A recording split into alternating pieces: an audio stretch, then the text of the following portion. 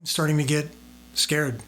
I'm starting to get frightened. I'm starting to really feel the enormity of this. So we're looking for heroes, and I have a few that I'd like to nominate.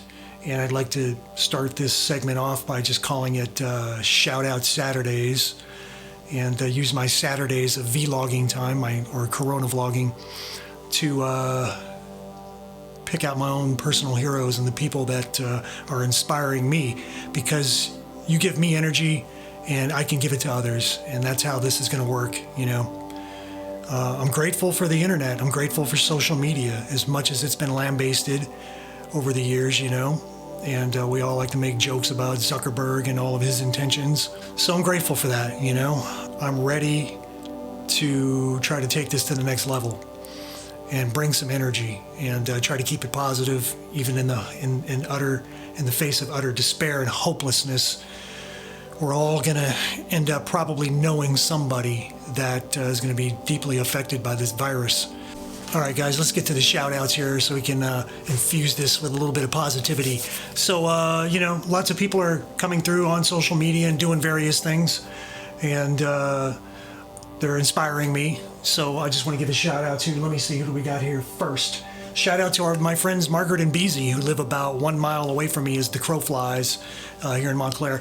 But they're coming out on their balcony at 7 p.m. every night and live streaming on Facebook, you know, giving an applause to all the people that are getting us through this, all the service workers and all that stuff.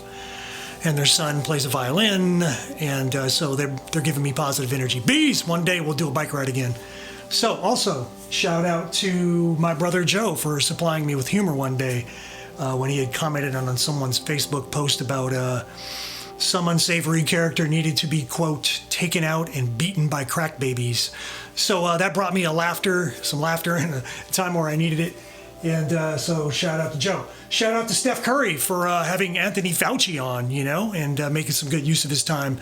Him and Fauci chatted about various questions that people had been emailing Steph. So I'm sure Steph doesn't need another shout out, but, you know, he gets a heck of a lot of them. But, you know, one more for me.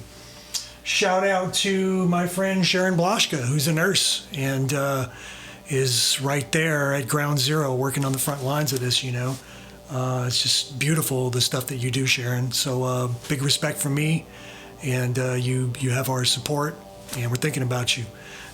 Shout out to my Aunt Diane and Uncle Joey, who were on the cruise ship that was docked off the California coast, and the one that Trump didn't want to let in because it would bring the numbers up. And they had to go through a 2-week quarantine process, and I think they're right about back home right now. So glad you guys are back. If you are, I'm not sure. Hope you got your coffee, and hope you got some normalcy in your life again, and that you have good health. We're proud of you. We love you, and shout out to you. Shout out to, what do we got left? Rebecca Solnit.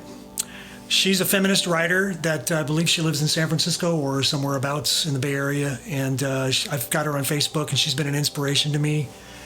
She has a book out she just released a memoir called Recollections of My Non-Existence, but it's another book that she wrote years ago, which I haven't read yet, called Paradise Built in Hell, which is about how the community comes together to help each other out in times of crisis and disasters. So it sounds like an interesting read. I'm going to get on it, and I'm probably going to recommend it if I like it, which I anticipate I will. So shout out to her. She's on Facebook every night. She gives a lot of positive energy. You should friend her. Shout out Saturday. Keep the positive energy up, guys. Every single one of you. I know that this is a terrifying thing to be going through, and I don't want to be trite and try to pretend like I'm some all-knowing, wise person that's going to give my advice from on high down below. It doesn't work that way.